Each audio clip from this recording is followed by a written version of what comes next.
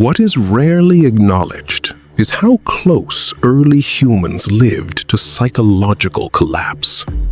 Constant exposure to danger, loss, hunger, and uncertainty didn't just shape behavior, it reshaped perception itself. The mind learned to expect disaster. Hope was not a default state, it was an exception.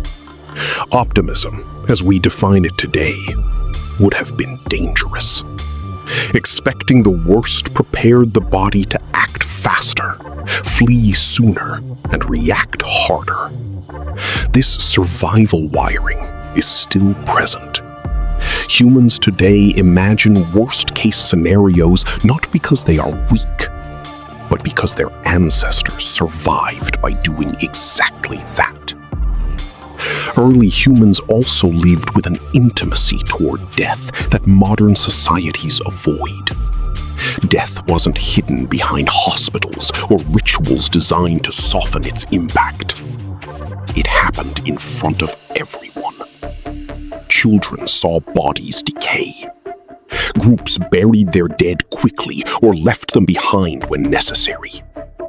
There was no time to grieve for long. Grief existed, but it had limits imposed by survival.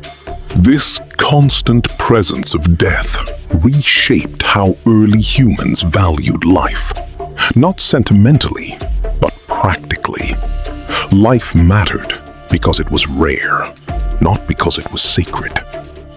As populations slowly expanded, competition intensified, not just between groups, but within them.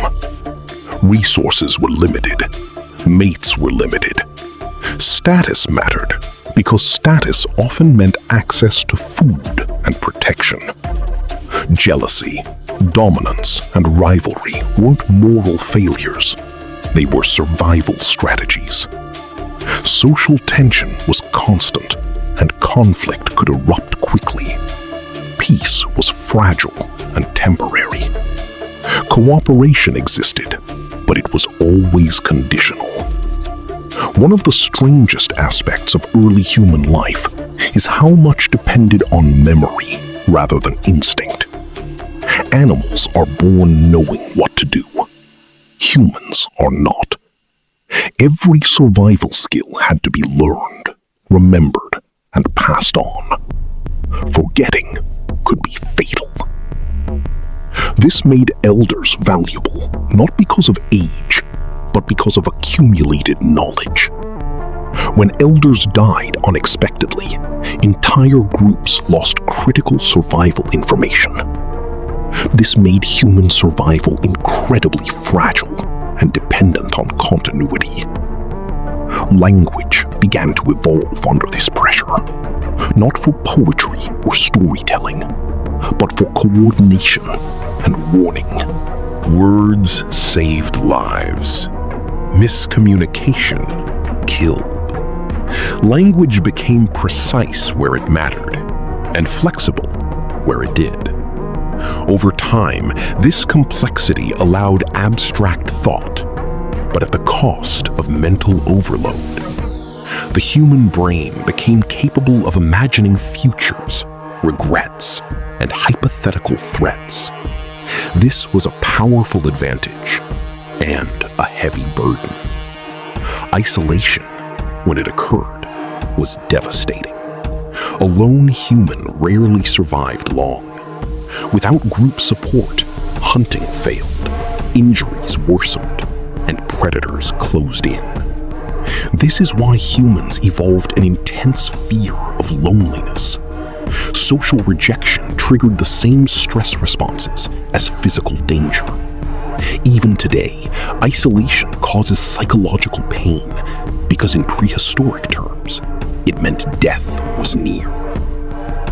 As tools became more advanced, humans gained the ability to reshape their environment, but not without consequences.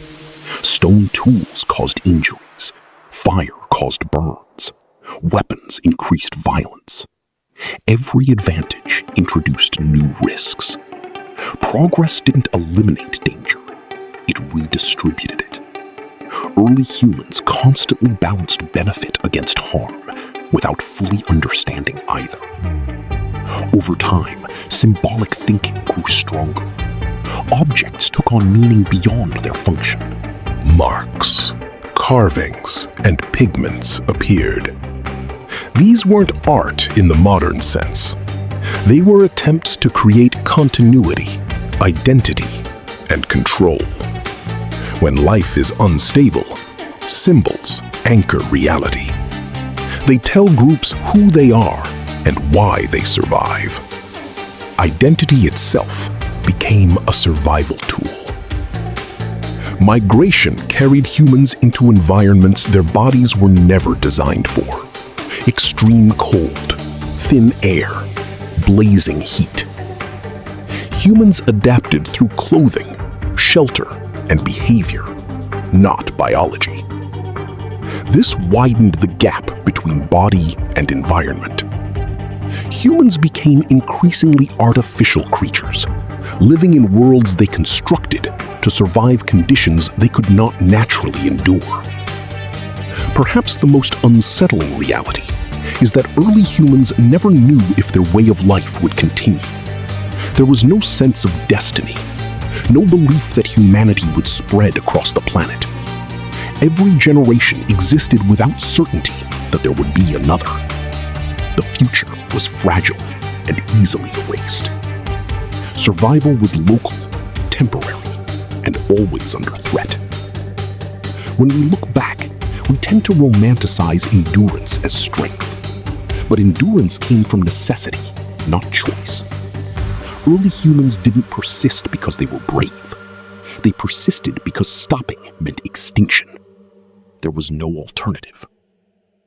Every compromise evolution made, pain, anxiety, fear, fragility, was accepted because it didn't stop reproduction. Modern humans often search for meaning, balance, and fulfillment, assuming something's